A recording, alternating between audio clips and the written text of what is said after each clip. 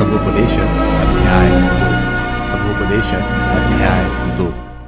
मैंने अपने मन से कहा, चल, मैं तुझको आनंद के द्वारा जांचूंगा, इसलिए आनंदित और मगन हो, परंतु देखो यह भी व्यर्थ है। मैंने हंसी के विषय में कहा, यह तो बावलापन है, और आनंद के विषय में कि उससे क्या प्राप्त होता है। मैंने मन में सोचा कि किस प्रकार से मेरी बुद्धि बनी रहे, और मैं अपने प्राण को दाख मधु पीने से क्यों कर बहलाऊं और क्यों कर मूर्खता को थामे रहूं, जब तक मालूम न करूं कि वह अच्छा काम कौन सा है जिसे मनुष्य अपने जीवन भर करता रहे। मैंने बड़े बड़े काम किए हैं। मैंने अपने लिए घर बनवा लिए, मैंने अपने लिए दाख की बारियां लगवाई, मैंने अपने लिए बारियां और बाग लगवा लिए और उनमें भांति भांति के फलदायी वृक्ष लगाए। मैंने अपने लिए कुंड खुदवा लिए कि उनसे वह वन सींचा जाए जिसमें पौधे लगाए जाते हैं। मैंने दास और दासियां मोल ली, और मेरे घर में दास उत्पन्न भी हुए, और जितने मुझसे पहले यरूशलेम में थे उनसे कहीं अधिक मैं गाय बैल और भेड़ बकरियों का स्वामी था। मैंने चांदी और सोना भी और राजाओं और प्रांतों के बहुमूल्य पदार्थों का संग्रह किया। मैंने अपने लिए गवैये और गाने वालियों को रख लिया, और बहुत सी कामिनियां भी जिनसे मनुष्य सुख पाते हैं अपनी कर ली। इस प्रकार मैं अपने से पहले से सब यरूशलेम वासियों से अधिक महान और धनाढ्य हो गया, तो भी मेरी बुद्धि ठिकाने रही, और जितनी वस्तुओं के देखने की मुझे लालसा हुई उन सबों को देखने से मैं न रुका।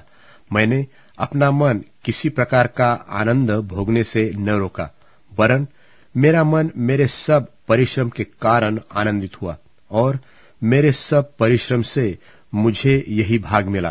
तब मैंने फिर से अपने हाथों के सब कामों को और अपने सब परिश्रम को देखा, तो क्या देखा कि सब कुछ व्यर्थ और वायु को पकड़ना है, और संसार में कोई लाभ नहीं।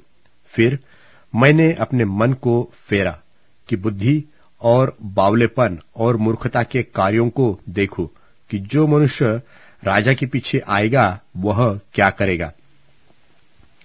केवल वही जो होता चला आया है। तब मैंने देखा कि उजियाला अंधियारे से जितना उत्तम है उतना बुद्धि भी मूर्खता से उत्तम है।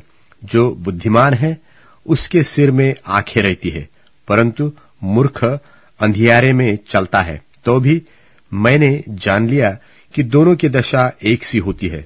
मैंने मन में कहा, जैसी मूर्ख की दशा होगी वैसी ही मेरी भी होगी। फिर मैं क्यों अधिक बुद्धिमान हुआ।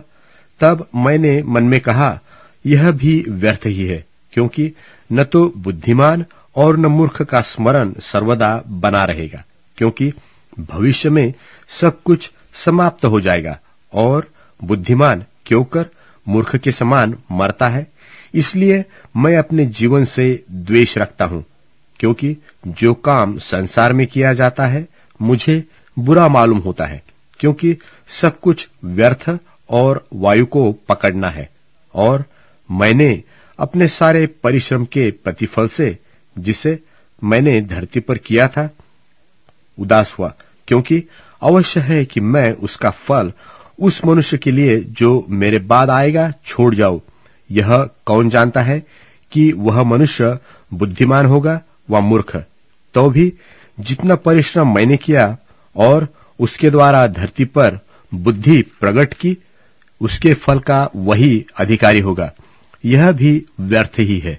तब मैं पलटकर उस सारे परिश्रम के विषय में जो मैंने धरती पर किया था अपने मन में निराश हुआ, क्योंकि ऐसे मनुष्य भी है जिसके परिश्रम का कार्य बुद्धि और ज्ञान से होता है और सफल भी होता है। तो भी उसको ऐसे मनुष्य के लिए जिसने उसमें कुछ भी परिश्रम न किया हो छोड़ जाना पड़ता है कि उसी का भाग हो जाए। यह भी व्यर्थ और बहुत ही बुरा है, क्योंकि मनुष्य जो धरती पर मन लगा लगा कर परिश्रम करता है, उससे उसको क्या लाभ होता है? उसके सब दिन तो दुख से भरे रहते हैं और उसका काम खेत के साथ होता है, वरन रात को भी उसका मन चैन नहीं पाता। यह भी व्यर्थ ही है। मनुष्य के लिए खाने पीने और परिश्रम करते हुए अपने जीवन को सुखी बनाने के सिवाय और कुछ भी अच्छा नहीं है। मैंने इसको भी देखा कि यह भी परमेश्वर की ओर से मिलता है, क्योंकि खाने पीने और सुख भोगने में मुझसे अधिक समर्थ कौन है? जो मनुष्य परमेश्वर की दृष्टि में अच्छा है, उसको वह बुद्धि और ज्ञान और आनंद देता है, परंतु पापी को वह दुख भरा काम ही देता है कि वह उसको देने के लिए संचय करके ढेर लगाए, जो परमेश्वर की दृष्टि में अच्छा हो। यह भी व्यर्थ और वायु को पकड़ना है।